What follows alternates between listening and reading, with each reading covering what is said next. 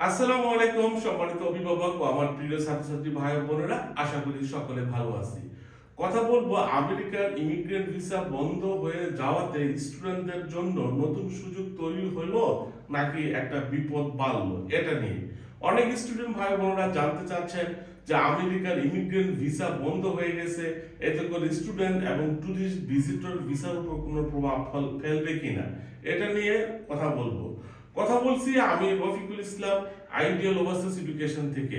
Ideal overseas education UK, USA, Canada, Australia, New Zealand সহ বিভিন্ন দেশের স্টুডেন্ট এবং ট্যুরিস্ট ভিসা প্রসেস করে থাকে। আপনারা যারা নিজে আবেদন করতে না পারেন তারা আমাদের সহযোগিতাগুলো নিতে পারেন।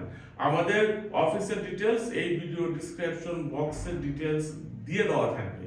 তো যে বিষয়টা নিয়ে কথা বলছিলাম সেটা হচ্ছে আমেরিকাতে রিসেন্টলি ইমিগ্রেন্ট ভিসা অনির্দিষ্টকালের জন্য বর্তমান আমেরিকার প্রশাসন স্থগিত ঘোষণা করেছে।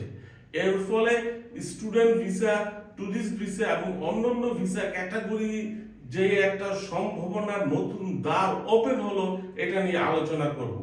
আমরা জানি আমেরিকাতে অবস্থানরত ফ্যামিলি মেম্বাররা যারা আমেরিকান সিটিজেন তারা চাইলেই তাদের বাংলাদেশের ফ্যামিলির যে কোনো ব্যক্তিকে ফার্স্ট ব্লাডের যে কোনো ব্যক্তিকে স্পন্সর করে ইমিগ্রেন্ট ভিসা নিয়ে যেতে পারতো, সেটা এখন বন্ধ হয়ে গেছে। ইমিগ্রেন্ট ভিসার অ্যাপ্লিকেন্টের সংখ্যা ছিল অনেক বেশি এবং তাদের ভিসাও হয়ে যেত। এখন তাদের ভিসা টোটালি স্থগিত ঘোষণা করার কারণে স্টুডেন্ট যারা আবেদন করবে, যে সকল নন ইমিগ্রেন্ট ভিসা ক্যাটাগরি আছে এই ক্যাটাগরির ভিসা দেওয়ার প্রবণতা কিন্তু অনেক অংশে বেড়ে যাবে। এখন ইমিগ্রেন্ট ভিসা বন্ধ হয়েছে এবং নতুন সুযোগ তৈরি হয়েছে স্টুডেন্ট ভিসার ক্ষেত্রে। সেটা কেন? ইমিগ্রেন্ট ভিসার ক্ষেত্রে একজন ব্যক্তির কোয়ালিটি থাকুক বা না থাকুক, সার্টিফিকেট থাকুক বা না থাকুক, ইংরেজি ভাষার দক্ষতা থাকুক বা না থাকুক, কোনো স্কিল থাকুক বা না থাকুক, ফ্যামিলি মেম্বার হওয়ার কারণে কিন্তু তারা এক প্রকার বাংলাদেশ থেকে আমেরিকান সিটিজেনশিপ নিয়েই ফ্লাই করতে পারতো।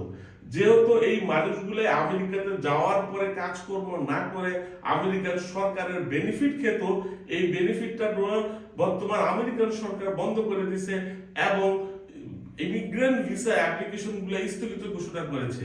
তাই এই যে একটা বিশাল অ্যামাউন্টের মানুষ আমেরিকার আবেদন করা থেকে বঞ্চিত হলো, এই বঞ্চিত হওয়াটা কিন্তু স্টুডেন্টের জন্য খুবই একটা পজিটিভ সাইড, প্লাস পয়েন্ট। কেননা আমেরিকার বর্তমান প্রশাসন চাচ্ছে কোয়ালিটিফুল ছেলেমেলে যাক, ইয়াং ছেলেমেলে যাক, যারা আমেরিকাতে গিয়ে ঘাম ঝরিয়ে পরিশ্রম করতে পারবে, যারা আমেরিকাতে অর্থনীতিতে একটা ইম্প্যাক্ট ফেলতে পারবে, যারা এডুকেটেড, যারা কোয়ালিফাই, যাদের ইংরেজি ভাষার দক্ষতার সার্টিফিকেট আছে, তারা আমেরিকাতে যাক।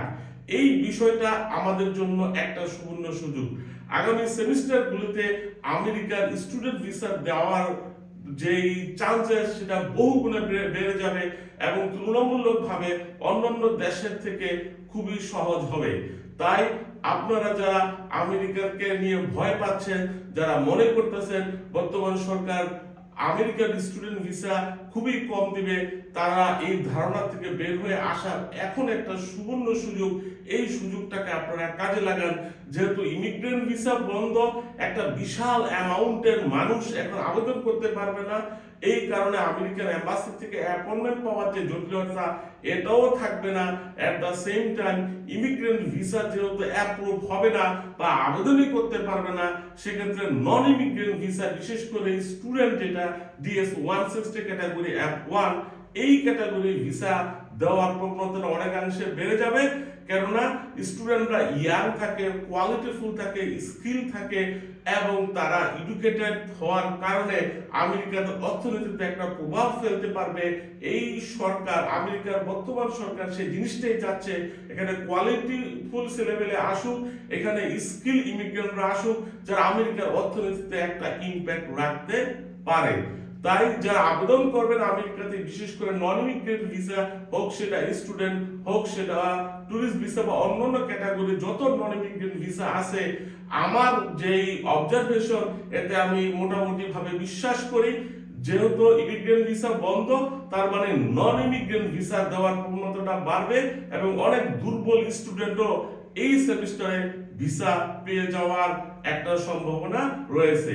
তাই যাদের ডকুমেন্টেশন রেডি আছে, যারা চিন্তা ভাবনা করতেছেন আমেরিকাতে আবেদন করবেন বাট ভয় এতদিন করেন নাই, তাদের প্রতি পরামর্শ থাকবে আপনারা আপনাদের ডকুমেন্টেশন কোয়ালিটি যদি সম্পূর্ণভাবে নাও থাকে, একটু যদি প্রবলেমও থাকে, তারপরে আবেদন করুন।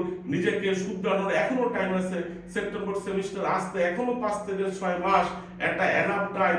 আইএলটিএস না থাকলে দ্রুত আইএলটিএস দিয়ে আবেদন করুন।